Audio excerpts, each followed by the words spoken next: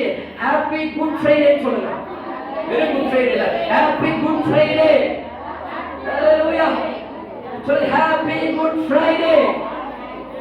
Good Friday என்ன சொல்ல கவனிக்கலாம். குட் ஃப்ரைடே இது வந்து ஒரு குட் ஃப்ரைடே, ஒரு நல்ல வெள்ளி, ஒரு புனிதமான வெள்ளி, ஒரு ஆமென். இது வந்து கிரேட் ஃப்ரைடே, ஒரு மகத்துவமான ஒரு வெள்ளிக்கிழமை இன்னைக்கு இன்றைக்கு. அதுக்கடுத்து பாத்தீங்கன்னா ஒரு ஹோலி ஃப்ரைடே, பரிசுத்தமான ஒரு நாள் இன்னைக்கு. இன்னும் சொல்ற ஒரு மார்வெலஸ் ஃப்ரைடே. ஆமென் ஹalleluya. ஒரு ஆச்சரியமான ஒரு நாள் இன்னைக்கு.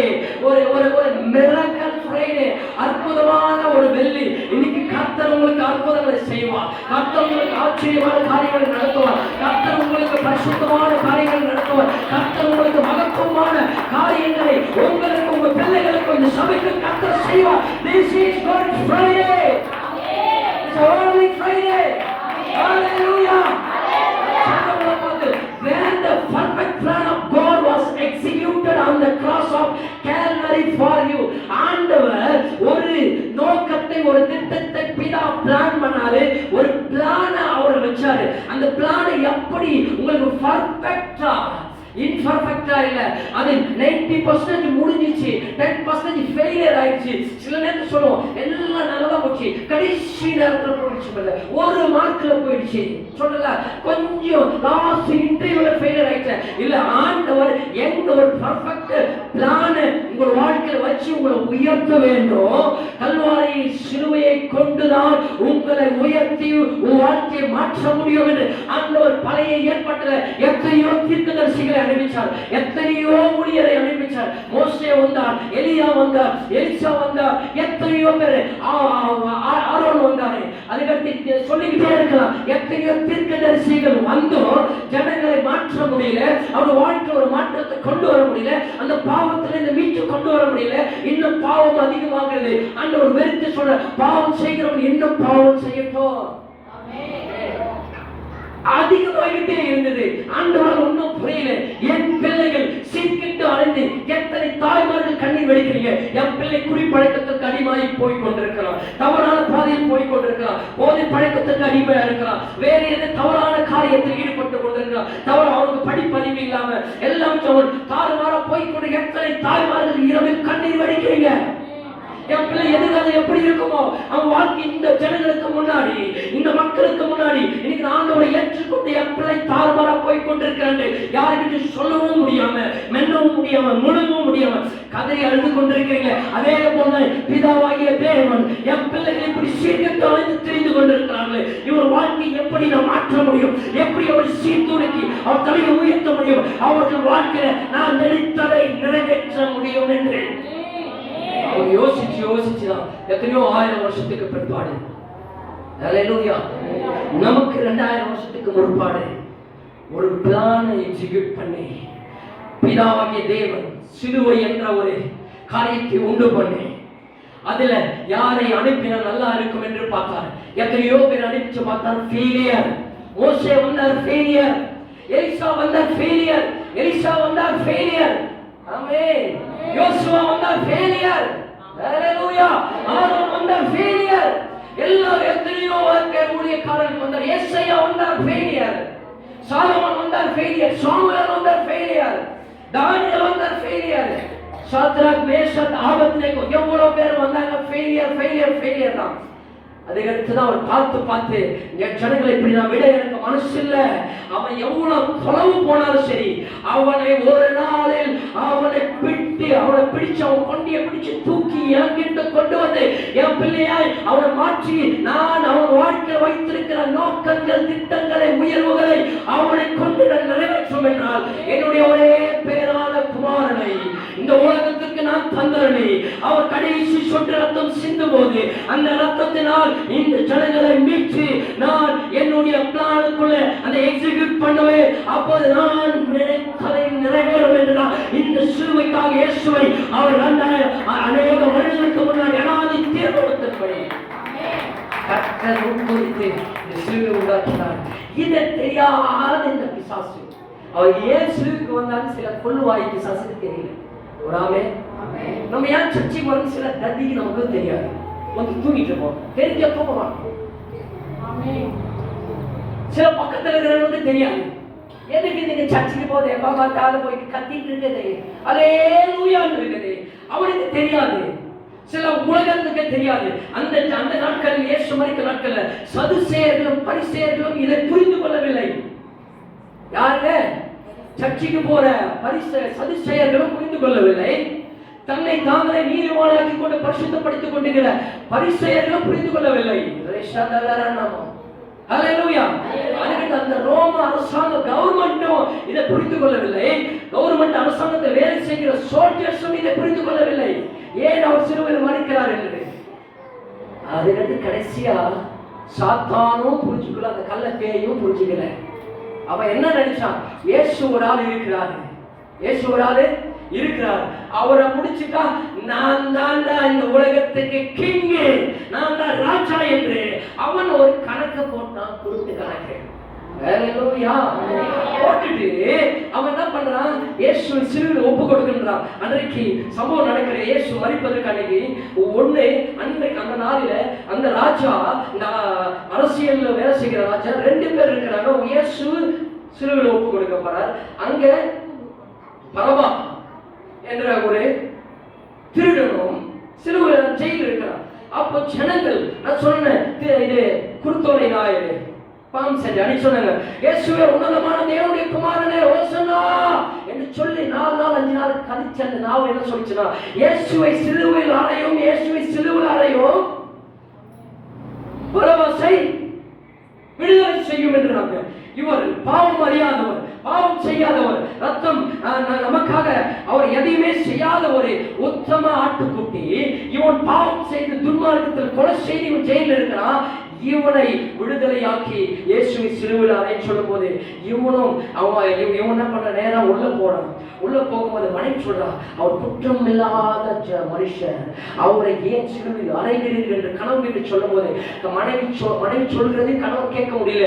ஏன்னா அரசியல் போதை, அவன் ராஜாங்க போதை, ஜனங்களை மீறி நான் செய்துவிட்டால் இந்த பதவி எனக்கு போய்விடு என்று அவன், இந்த ஜனங்களை நீங்களே பார்த்துக் கொள்ளுங்கள், அந்த பாவத்திற்கு நீங்கள் பதில் சொல்லுங்கள் என்று தண்ணி எடுத்து வந்து கையை கழுவிட்டு நீங்க பார்த்துக் கொள்ளுங்கள் என்று சொல்லி இயேசுவை சிலுவையில் ஒப்பு கொடுக்கிறான்.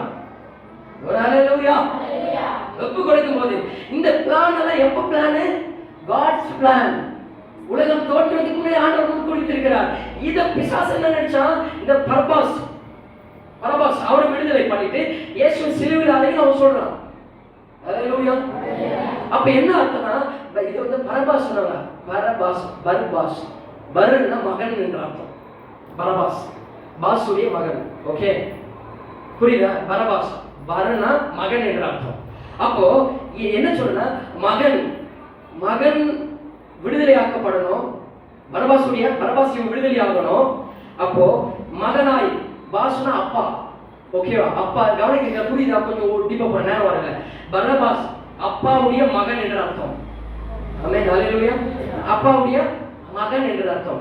அப்போ என்ன சொல்லுகிறதுனா, இவனை விடுதலையாக்கி, ஹல்லேலூயா, இவனை விடுதலையாக்க வேண்டும் என்ற ஆண்டவருடைய பிளான். அப்போ மகனை விடுதலையாக்க வேண்டும் என்பதற்காக அப்பா வந்து என்ன பண்றாரு, இவர் குமாரனை சிலுவையில் ஒப்பு கொடுவதற்காக இயேசு கிறிஸ்து என்ன பண்றாரு, இவரை சிலுவையில ஒப்பு கொடுத்து, மகனாய் ஒப்பு கொடுத்து, அப்பா பரபாசை அவனை வெளியில கொண்டு வருகிறார். புரியுதா? குழப்பம்னா கரெக்டா புரியுதா? ஹல்லேலூயா. பர் என்றால் மகன், பாஸ் என்றால் அப்பா. அப்போ பிதா அப்பா இவரை பரபாசை இவரை வெளியில கொண்டு வராருன்னா, மகனை சிலுவையில் கொடுக்கணும், இவரை வெளியில கொண்டு வரணும். ஒரு ஆள் உள்ள போய் மதிக்கணும், ஒரு ஆள் வெளியில வரணும். அதுக்காக ஆண்டவர் என்ன பண்ணாருன்னா, ஆண்டவராகிய இயேசு மகனாய் பரபாஸ் மகனாய் அவன் சிலுவைக்கு போகிறாரு. பாஸ் அப்பாவாய் அவன் பரபாஸ் வெளியில வரான். அவன் வந்ததுக்கு காரணம் என்ன தெரியுமா? அந்த உலக மக்கள் ஜனங்கள் ஆண்டவருடைய பிளான் படிதான் அவனை கொண்டு வந்தார்.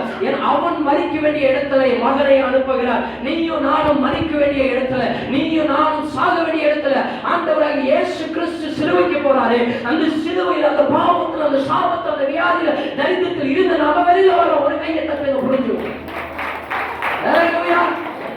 நீங்க இருக்க வேண்டிய இடத்திலிருந்து கர்த்தர் உங்களை கொண்டு வரார். ஒண்ணுமே செய்யாதவர் சிலுவைக்கு போகிறார். அடிக்கப்பட்டதும், உடைக்கப்பட்டதும், ரத்தம் சிந்தினதும் நம்முடைய தெய்வீக ஆரோக்கியத்திற்கு, நம்முடைய பாவ மன்னிப்பிற்கும், நித்திய ஜீவனுக்கும் என்று அவர்கள் யாரும் புரிந்து கொள்ளவில்லை. ஹல்லேலூயா சொல்லுங்க ஆமென். இப்படி ஒரு உதாரணம் சொல்ல உங்களுக்கு புரியும். ஒரு தந்தைக்கு 2 குமாரர்கள் இருந்தார்கள். மூத்தவன் ஒரு பரிசுத்தமான உண்மையான பையன், இளையவன் வாலு, சுட்டித்தனம் பண்றது, திருடுறது, ஏமாத்துறது, பொய் சொல்றது, துன்மார்க்கமாய் வாழ்கிற ஒரு மகன். இப்படி இருக்கும்போது ஒரு நாள் தந்தை சொல்றாரு, அவன் உன் சகோதரன் அல்லவா, அவன் உன் சகோதரன் அல்லவா, அவனை நீ கொஞ்சம் கவனிச்சு அவனை கொஞ்சம் ஸ்டடி பண்ணி அவனை ஒரு பக்கமா கொண்டு அவனை வெறுத்துறாத, அவனை தள்ளிடாத, அவனை விட்டுறாத அப்படின்னு அப்பா சொல்லிட்டே வந்த உடனே பெரிய மகன் என்ன, அவன் மேல ஒரு கரிசனை வந்தது. மகன் தம்பி மேல ஒரு கரிசனை, ஒரு அன்பு அவன் மேல வந்தது. ஒரு நாள் என்னாச்சுன்னா இவன் போயிட்டு என்ன பண்ணான், ஒரு கொலை பண்ணிட்டான். சின்னவன் கொலை பண்ணிட்டான். பண்ணிட்டு போலீஸ் துரத்தி கொண்டு வருது. ரத்த கரையோட, ரத்த கரையோட, அந்த கத்தியோட ஒரே ஓட்டம் ஓடி வந்து நேரம் வந்து அண்ணன் கிட்ட வந்து அப்பதான் மனம் திரும்புறான். இது வரைக்கும் துர்மார்க்கம் வாழ்ந்துட்டேன், பாவம் பண்ணிட்டேன், தப்பு பண்ணிட்டேன், நீ என் வாழ்க்கை ஜெயிலோடு முடிப்பது, நான் ஜெயில போய் சாக போறேன், ஜெயில போயிட்டு சாக போறேன், என் வாழ்க்கை முடிய போகுது,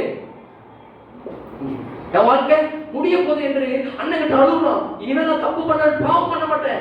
என்ன பண்ண முடியும்? அது வரைக்கும் திருந்தல, அது வரைக்கும் ஒண்ணும் பண்ணல, கதறி அழுகுறான். அண்ணன் பார்த்தார், மனதுருகிறார். உடனே என்ன பண்ண, போலீஸ் ஒரு கிட்ட வந்துட்டு இருக்கிறது. உடனே அவன் போட்டிருந்த அந்த ஷர்ட் அதை கழட்டுன்னு சொல்லி இவன் ஷர்ட் அவங்களுக்கு கொடுத்து அவன் ஷர்ட்டை இவன் மாட்டிக்கொண்டான். அவங்க கையில் இருக்கிற கத்தியை பிடிக்க கொண்டு இவன் கையில ரத்த கண்ணெல்லாம் பூசிக்கொண்டு அவன் கையை வாஷ் பண்ண வச்சுட்டு கொஞ்ச நேரத்தில் போலீஸ் உள்ள வருகிறது. இவனை பார்த்த உடனே இவனை பிடிக்கிறார்கள். ஏன்னா 2 பேரும் ஒரே சாயலா இருக்கிறாங்க. புரியுதா? போலீஸ் முகத்தை பார்த்துட்டாங்க. 2 பேரும் ட்வின்ஸ், ஒரே சாயலா இருக்கிறாங்க. அப்ப ஒரே சாயலா இருக்கும்போது இவன் ஜெயிலுக்கு போகிறான். அவன் கதை எழுதி இருக்கிறான். இதுதான் நம்முடைய பிதா, மூத்த குமாரனையாக இயேசு கிறிஸ்து இந்த பூமியில இருக்கிறாரே. இளைய குமாரனாய் நாம் இருக்கிறோம், குமாரத்திகளாய் நாம் இருக்கிறோம், தம்பிகளாய் தங்கைகளா இருக்கிறோம். ரோமன் சொன்னது அவர் நமக்கு மூத்த சகோதரன்.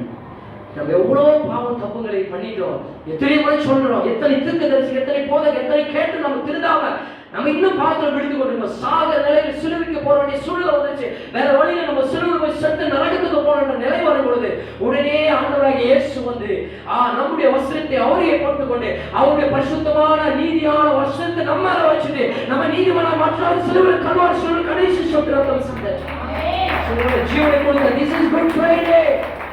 இயேசு நீயும் நானும் மரிக்க வேண்டிய இடத்துல ஆண்டவராகிய இயேசு மரித்தார்.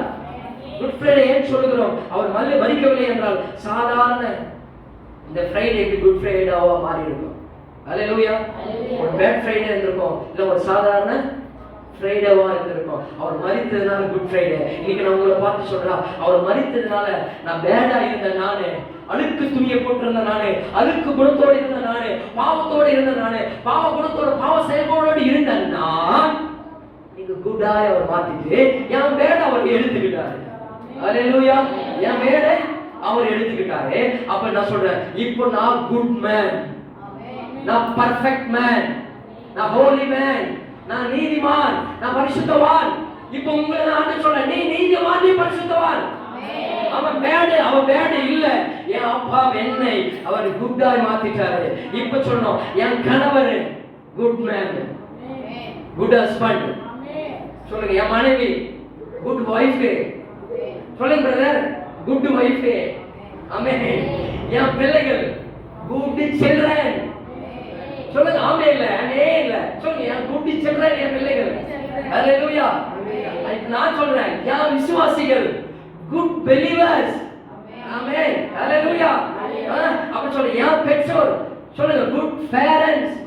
இப்படி ஒவ்வொரு சொல்லணும். நான் செய்யறது எல்லாமே குட்டா தான் மாத்திருக்கிறோம். இது பேட் இல்ல. இனிமே சொல்ற எல்லாமே குட்டுன்னு சொல்லணும். உங்க பிள்ளைகள் சொல்றேன், என் குட் சன்னு, என் குட் மம்மு, என் குட் டேடி.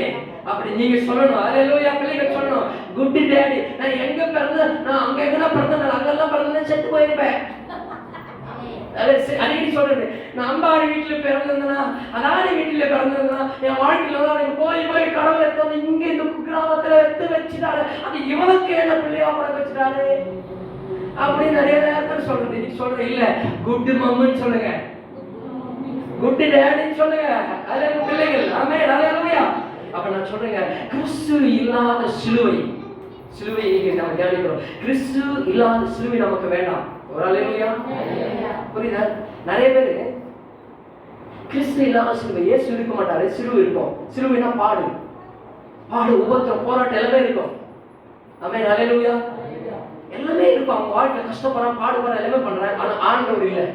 தனியா ஒரு வேலை செய்ய கஷ்டப்படுற, உழைக்கிற, ஓடுற, வர்ற, அதை பண்ற, இதை பண்ற, ஆணைய பூனையாக்குற, பூனையை யானையாக்குற, அதை பண்ற, வாரத்துக்கு 7 நாள் 14 நாள் வேலை செய்யறேன். இருக்கிற வாரத்துக்கு 7 நாள் தான். 7 நாள் 24 மணி நேரம், 30 மணி நேரமா வேலை செய்யறேன். பாடுபடுறேன், கஷ்டப்படுறேன், ஓடுறேன், எதுமா தேயிற, நாயா தேயிறன்னு சொல்லிட்டு ஒண்ணுமே இல்லை. அங்க கிறிஸ்து இல்லாதனால உன் பாடு 0. நிறைய பேர் பாத்தீங்கன்னா மாலை ஒண்ணு போடுவாங்க. நீ சொல்லலான்னு பார்த்தேன், இது கேட்க வேண்டிய ஆளும் இல்லை.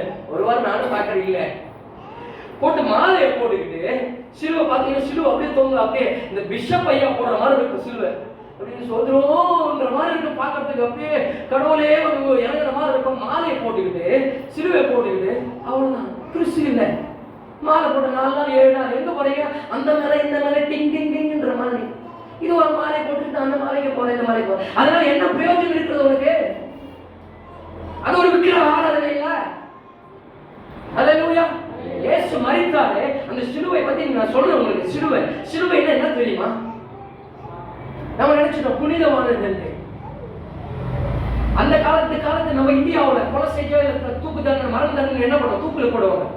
அந்த கலாச்சாரத்துல, இஸ்ரேல் அந்த கலாச்சாரத்துல மரண தண்டனை என்னன்னா சிலுவை சாகடிக்கிறது. அவ்வளவுதான். குற்றவாளிகளுக்கு என்று ஏற்படுத்தப்பட்டதுதான் சிலுவை. சிலர் இதை பார்க்க குட் ஃப்ரைடே ஹாப்பி பர்த்டே போட்டிருக்காங்க. ஒரு அல்லேலூயா.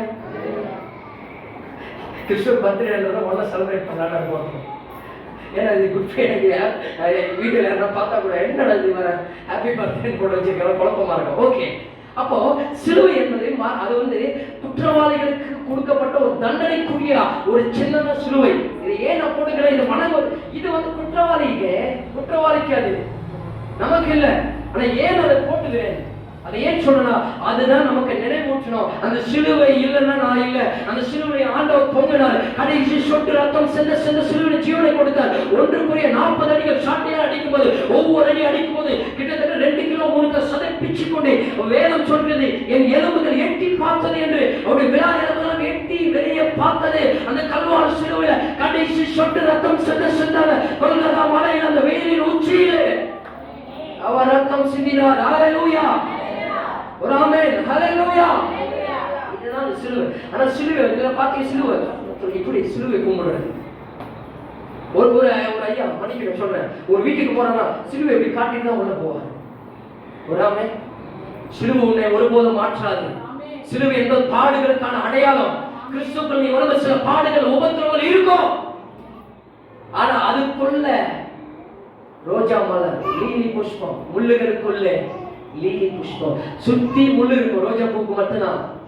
அது எடுக்கும்போது கையெல்லாம் கிழிக்கும். ஆனா அது எடுத்துட்டு அழகா இருக்கும். எல்லா பூவோட அழகா இருக்கும். நீங்க எல்லாவரை விட, எல்லா தெய்வத்தை விட ஒரு அழகான தெய்வம் என் ஆண்டவராக இயேசுனா. அவர்கிட்ட வரும்போது சில முள்ளுகள் உன்னை குத்தும், சில உபத்திரவங்கள், பாடுகள் இருக்கும். ஹல்லேலூயா. எல்லாம் இருக்கும். ஆனா நீ வந்து அதை கிட்ட அதெல்லாம் பட்டாலும் பரவாயில்ல, ரோஜா எடுத்துட்டா நீ தான் அழகாய் தரிசனம் கொடுப்ப.